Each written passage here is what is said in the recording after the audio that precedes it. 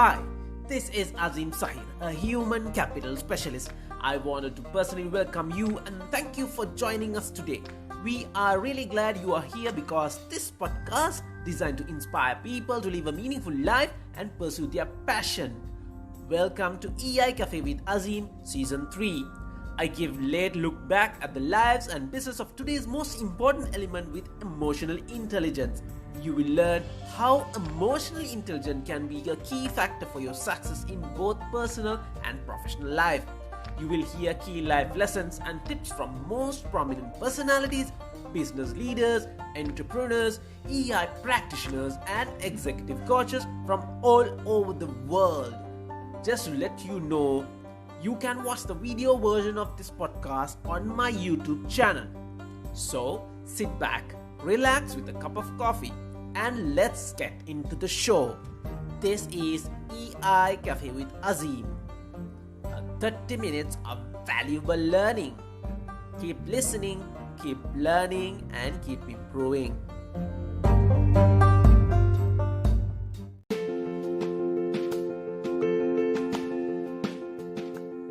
If you are interested in learning more about the psychology, behavioral science, and neuroscience behind employee experience, remote experience, and customer experience, and if you are looking to explore how we can bring more empathy and emotional intelligence into these fields, then this event is for you. The EI Evolution Summit is one of a kind 5-month-long online event. Our summit days in October include speakers like Dr. Daniel Gorman and Dr. Lisa Feldman Barrett. Yes, the global icon for emotional intelligence and emotion are part of this EI Evolution Summit. You don't have to wait until October to learn more because we have organized a 5-month warm-up we are calling the EI Learning Launch. That's 5 months of workshops, talks, fireside chats, and panel interviews. On top of all these, the content from the 5-month program is on demand, so you can choose to watch it live and participate, or you can watch the recording at a time of your convenience through their online platform. So here is a special offer for all the listeners of EI Cafe with Azim podcast. You will get a 25% off when you use the code 25OFFSRI when you are registering for the summit. So log on to www.register.eievolutionsummit.com and enter that code. I have added these details in the podcast show notes too. This offer is available until end of June.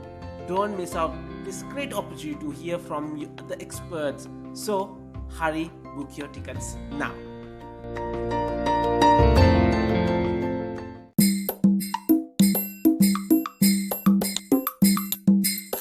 When someone feels confused, lost, stuck, and may require direction and support, but are uncertain which avenue will meet their needs, we need help. We need someone to direct us. We need someone to coach us for us to become a better person.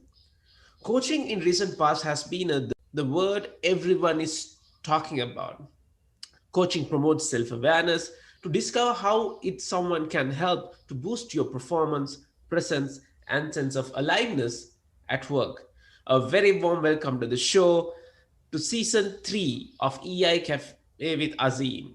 And I'm your host, Azim Sahir, a human capital specialist, a Lego Serious Play Facilitator, ICF certified coach, and an emotionally intelligent practitioner.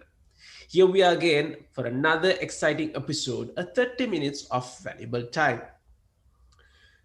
In today's episode, we are going to talk about how does coaching elevate performance, right? An interesting topic.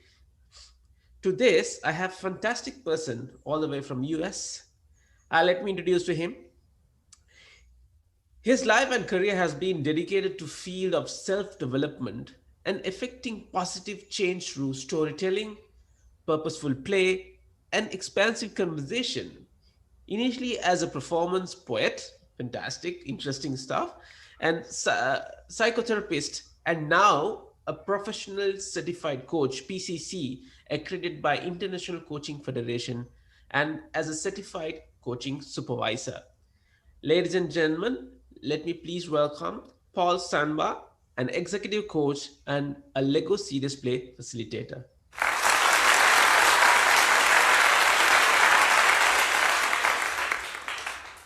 Paul, a warm welcome to the cafe. Thank you so much. Honored to be here.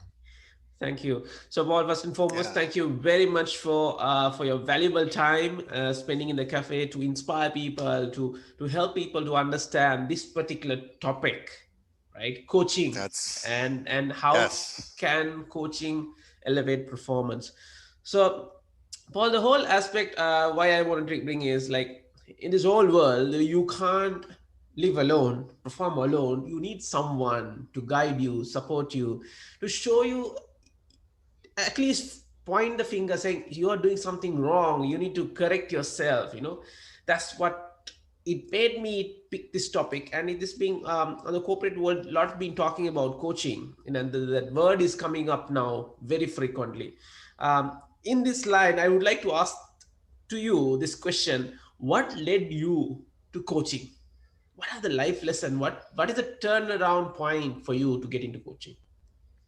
Yeah, great question. We all I come from a strengths-based background, and so I like to play as we both do, and I want to answer that in the way that we answer the superhero's origin story. We all love the heroes, and we all love finding out where the heroes came from. And generally, there was this moment in time with all those heroes where something happened to them, something good, something usually bad, where it changed them, right? And for all of those superheroes, some became villains and some became heroes.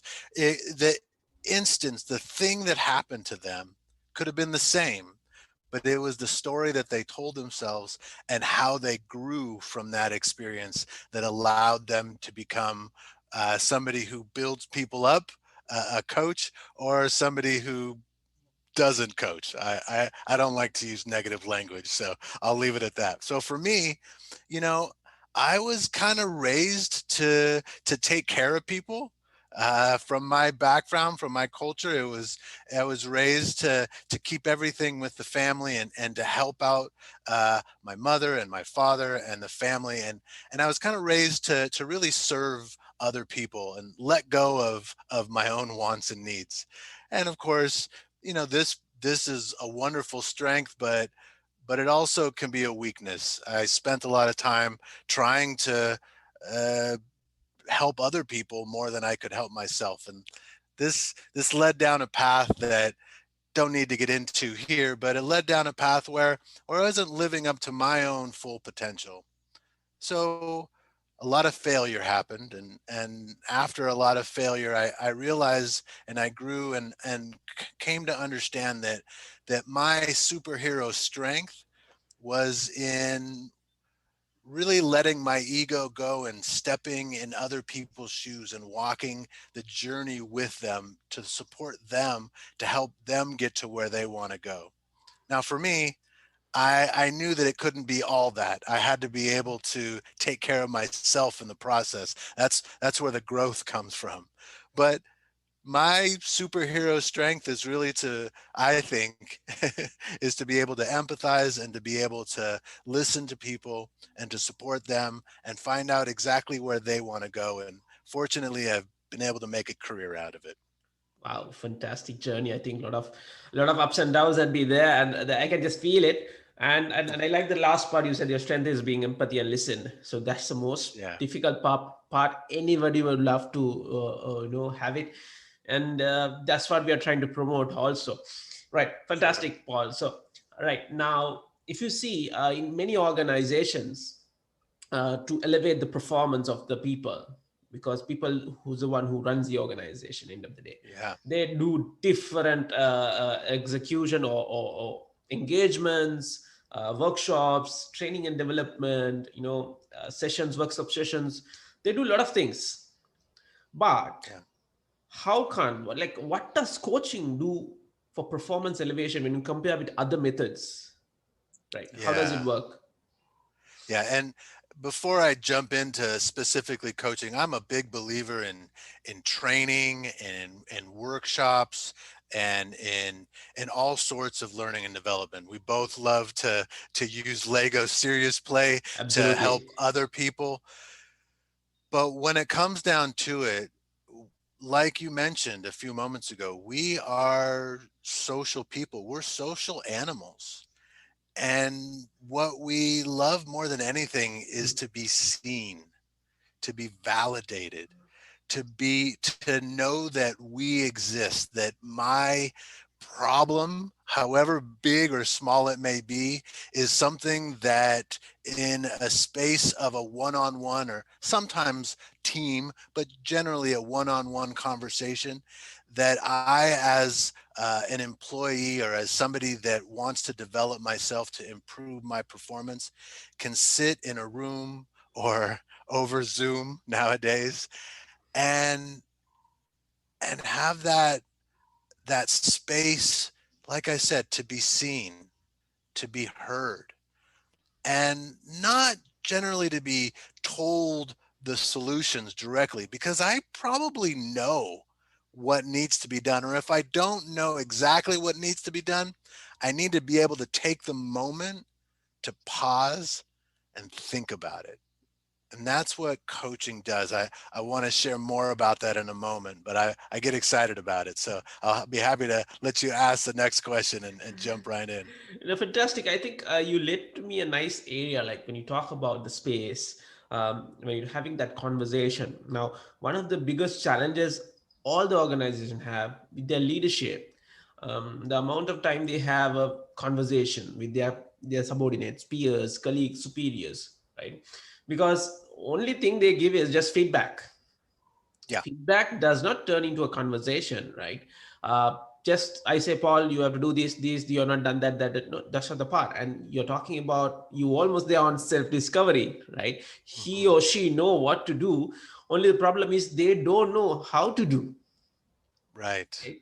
Right. So in coaching conversation, bringing that space, how one can pick up that particular moment, what would be a take? Yeah. So we move so fast now. Everything we have is scheduled. We Mm. move from one thing to another. Our to-do list is never ending. I see an article every day on, how to tackle your to-do list, and then I see the next article that says, give up trying to tackle your to-do list. It's never going to end. I say that because what coaching does is it actually it forces us to stop. Mm. It forces us to think about our thinking. Mm. That's metacognition. If you haven't heard that term, it sounds really long and complicated, but really for our listeners, it's just, what am I thinking about my thinking? And we don't give ourselves the time to do that, Mm. right? Sometimes, really effective leaders will plan reflection in their day, but it's something that we have to build into a habit. So coaching kind of forces that reflection to happen. And of course, the coach creates that reflective space, non-judgmental, and is able to hold up the mirror Mm. to what is going on, but not in that you're doing this wrong type of way. Not in, if it was our boss doing it, we're going to feel a certain way, or we may not show up as vulnerable as we'd like. But when it's a coach who, maybe an external coach, or is in the HR department that has a confidentiality to not share anything, of course, outside unless they have to. Um, it allows that reflective space for us to think about our thinking and talk through what may be going on. And generally, in that process, when the coach listens and asks incisive questions, Mm. and generally just really shuts up a lot. Sometimes as coaches, we think we have to ask the great question, but oftentimes it's in the silence that the real Mm. powerful stuff happens. But and it may sound like I'm being simple, like you just show up to a session and suddenly your performance is elevated. But really, it is in that space that the coach holds up the mirror, says, Mm. hey, I notice, you've said this same word, or you showed up with this similar situation 3 times in the last few months. I'm curious, what is your part in that situation? And because we've built the rapport, Mm, because we've allowed that space to be nurtured through mm, non-judgmental, positive self-regard, the person, the client, the leader, whomever it may be, mm, they're able to listen and reflect and think. So I like to call coaching a productive pause with my clients. We move and move and move, and in that hour, I tell my clients, generally it's 2 sessions a month. So I say, listen, if in that 2 sessions in a month, if you have to pause for 20 minutes, if you don't feel like you're getting that back and then some, then we're maybe not doing it right. So let's figure out how to best utilize mm, this pause and help you become more productive, mm, elevate yourself somehow, whatever mm. it may be. Wow, it's amazing point. Before I go on to the next question, I just want to put this little bit part of insight. Now, Yeah. when we talk about coaching, it's not just one or two engagement, right? It's a process, No. and it's certain. It involves a lot of time-consuming effort in terms of conversation, feedback, follow-up. A lot of element like that. Now, organizations come and say, "Here you go. This person is this. He need to be promoted to this level, right?" But he's not performing what we expected. You as a Sure. coach, we need to come into a picture and get him up in 3 months. He says 3 months, right? Yeah. Right. So when you say Pressure's like, on. so Paul, when you come, this is the reality, right? So we need, Yeah. because they say they make on an investment on people, and people need to perform and create an impact on the business performance, the profitability, or the bottom line. Right. How do we tackle this, right? How do we create that impact, show that impact to the organization? Here you go, your people has been performing now. Because again, coaching is not a tangible effect like any other Right. engagement activities, right? how Yeah. how how do you put this forward, Paul? You know, First off, it does. My mentor always has a saying, ABC, always be contracting, right? So when I say contracting, and for other coaches who may be listening, we know about creating a session agreement and making sure we're going in the right direction within the session. But it starts off at the beginning, right? Well begun is half done. And so it is having that conversation with the stakeholder and saying what exactly is, and me being honest and saying what I feel is possible. You're asking me to show to my expertise is in, helping people change and develop and elevate. And I won't get into an engagement that I feel like my client or me is being set up for failure, because that and I realize you're asking me a tough question and I want to be able to answer it with all honesty. I would if they said this needs to happen in 3 months, I would say, well, how are you, speaking to the stakeholder, the boss, going to help support the your employee and me make this happen in 3 months, right? I would enlist them, because just like in a coaching session, when a client says, I'm gonna, you know what, I'm gonna do this, I'm gonna do 20 things before the next time we meet, and you want to believe that they can do it, but you also need to ask, what what what might get in your way? And one of those things may be reality, right? so Absolutely. so we always want to, and it's not believing in them, Hmm. but it's being realistic. And so Absolutely. to answer your question, I would make sure that we contract in the most realistic Hmm. way and say, let's the three of us agree what is possible in 3 months, Absolutely. and let's try to achieve that. And if we do better, fantastic. Amazing. That's the answer actually I was like expecting, right? Because when we say about coaching, especially on the corporate arena, they say like this is it, this is the person. They give a timeline, 3 months. Absolutely, because human beings are really, that's why I say beings, right? You need to be being in that moment and Right. We're not building human that. doings. Exactly. We're So human beings. beings. So it is not a task that you can like in a software just write the codes and build it up, not like that. So the time involvement and the, as I said, contracting, the commitment from the coachees part of you and the stakeholders Oh part of yeah. it is really important in that aspect. Yeah. Fantastic. So Paul, I'm just moving shuttle bit the conversation to a Sure. different level. Like Yeah. now, what facets emotional intelligence, Yeah. right? And it has been important to coaching engage. It is really important. What do you think? Oh my gosh. Yes. I mean,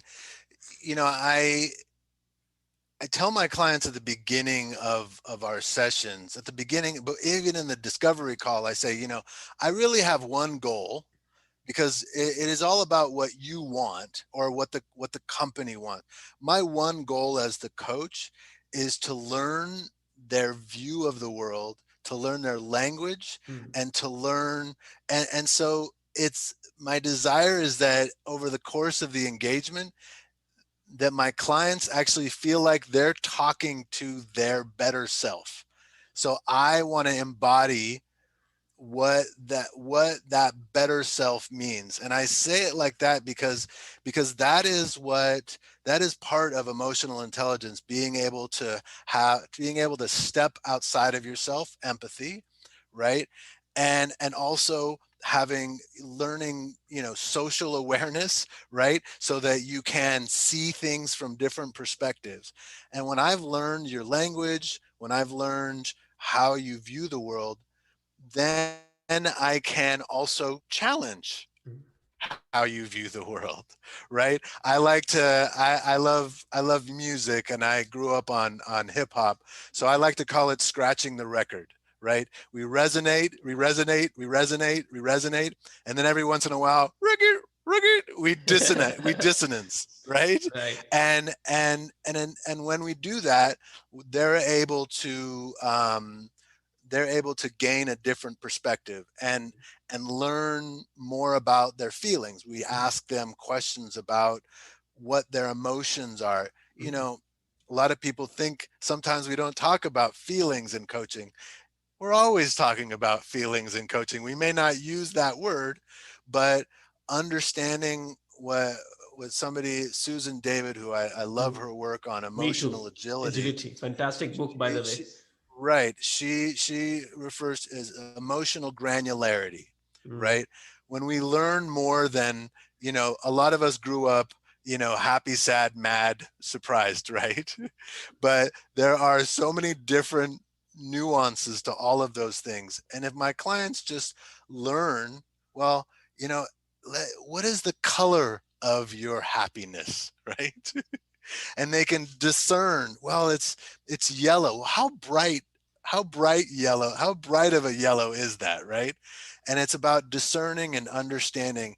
And to me, that's what emotional intelligence is really, empathizing, stepping Mm. in other people's shoes, Mm. but also learning more about what's going on inside of you. And the Mm. coach builds the relationship, resonates, and then scratches the record, challenges them just enough so that they go, whoa, wait, what really is going on inside of me? Yeah, Absolutely. I think that those three elements what you said about social awareness, reflection, and more importantly, awareness of your own self. As it right. coaches, I think we build that also in line to make sure that they know what they are doing, Yeah, right? So what I heard couple of like about 4 words I reflected, even you didn't put directly. I heard that you're using this particular word.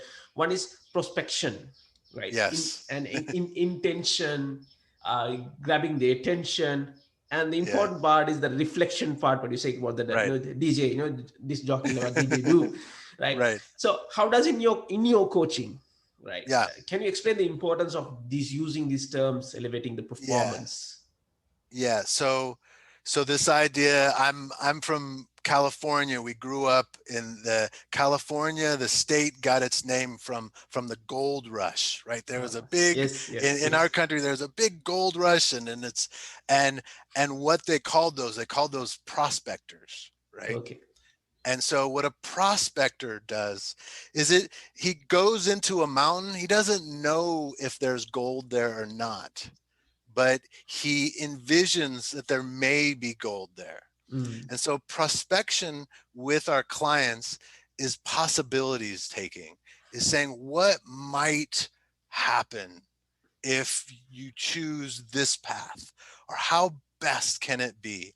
And so the idea of prospecting is playing, right? We love our play.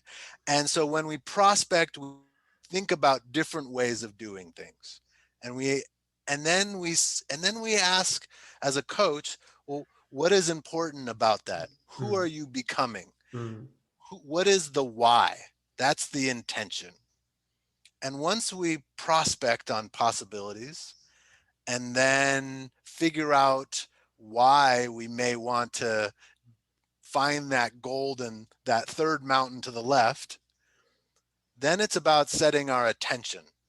How, where, and and when will we do that? mm, And then we try it. We experiment. We go to the mountain, we dig, we find out if there's gold, right? And whether or not we find out that there's gold or not, we can reflect on the experience. mm, mm, And so that's how I like to, for me, that is the coaching engagement in from, start to finish, and also in each mm, session.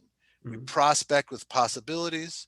We figure out why it's important. What is the intent from inside? mm, How we're going to put our attention mm, outside, and then thinking about our thinking, reflecting on what happened, not as a win or a loss, but just how did it go, what mm, worked well, mm, and how might you want to do it differently the next time. And then we can prospect again, right?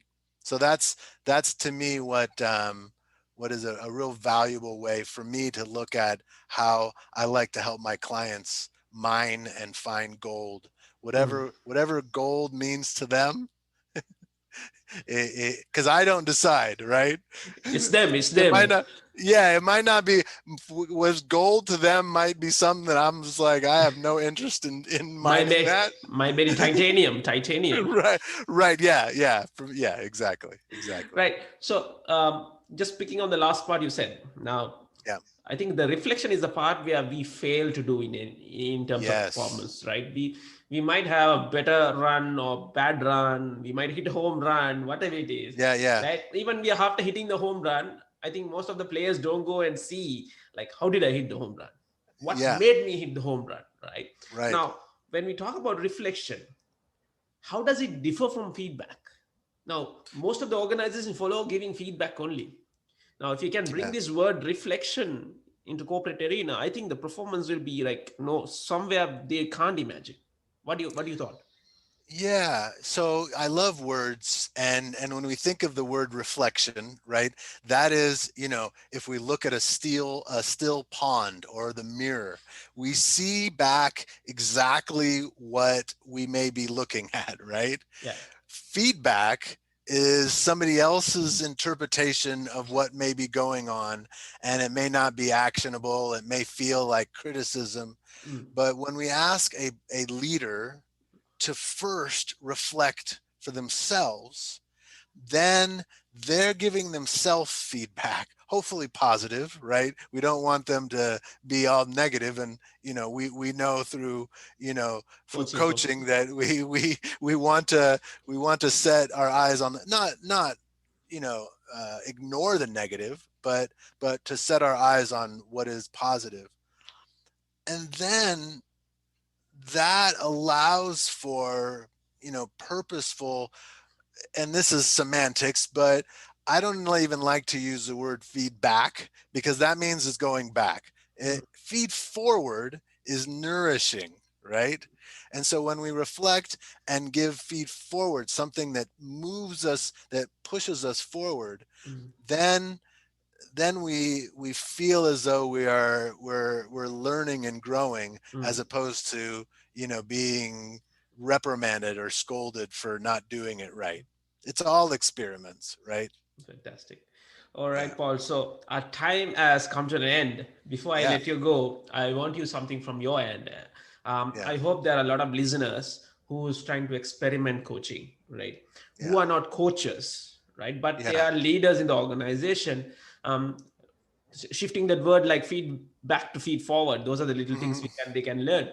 Now, as a coach, what would be the best tips you can give them to coach their subordinates, even though they're not a Yeah. certified coach them to elevate their performance in the organization? What would be two things you can share with us? I think the first thing is they're kind of intertwined, but be curious and listen. Mm. We all love solving problems. It feels really good, especially when we know the answer, right? We're the boss for a reason, because we've already done it, we did it before. But when you're curious, out of a space of just wanting to listen and understand, listening to understand as opposed to listening to respond are very different, right? A Covey tenant.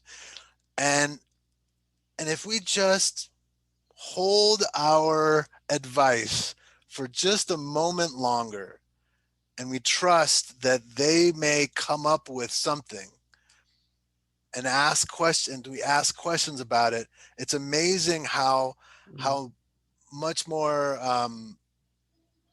strong they feel about what they're coming in with, and how you don't have to tell them what to do. You don't have to teach them every time, because they learn for themselves. Mm. And it seems simple, but be curious and try to get out of the way. Try not to give the answer first. Fantastic, awesome, Paul. So thank Yeah. you very much. So that's the time what we have for today. My key takeaway is ABC, what Paul said. I think I'm correct, Paul. Always be curious, right? Sure. I love it. Always be curious. That's what I think you can. When you be curious, then you start listening. Listen to Mm. understand, does not listen to respond as scholars. And that's my key takeaway to elevate the performance of my subordinate. I hope there'll be a lot of people. There are a lot of takeaway you can take out of it. So my special thanks goes to Paul Sanbar, executive coach and a Lego series play facilitator, for his fantastic inputs. You can get connected to Paul via his social media network. Just go and see. He'll be responding as soon as possible, which he did for me. And you can explore how he play with Lego serious play in terms of coaching. That's Oh an yeah. interest fact. I think we can have another chat on another day, right? Uh, that's an interesting fact. So thank you very much, Paul, for your You're valuable very time welcome. spending in the cafe and your great insight and experience. Thank you very much. And looking forward to see you on another interesting topic as well. Sounds great. Thank you for having me. Thank you.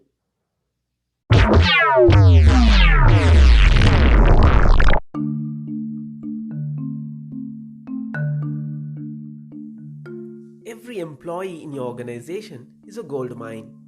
It is how you prospect. Build an intention around them to bring their attention towards reflection to increase their performance. Follow the ABC. Always be curious so you can listen to understand rather to respond. This will enable you to create that connection with your employees. Give them space to reflect on their performance rather you giving feedback. Coaching is a fantastic tool to bring out the performance of your employees. I believe this conversation was very useful for you. My special thanks goes to Paul Sanbar, an executive coach and a Lego series play facilitator all the way from US, for spending his valuable time in the cafe. Do stay tuned in for the next episode where I'll be back with another interesting topic. EI Cafe with Azim. a 30 minutes of valuable learning. Keep listening, keep learning, and keep improving.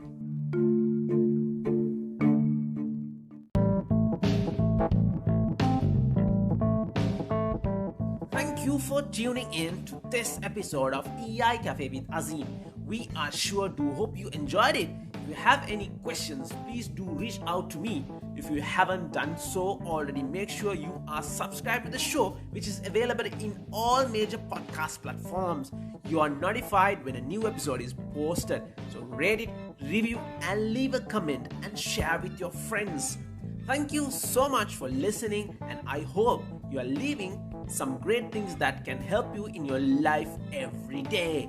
Please do follow me on social media, Azim Sahil, and do write to me what topics and from whom do you want to hear it from. We will try to get them on board for you.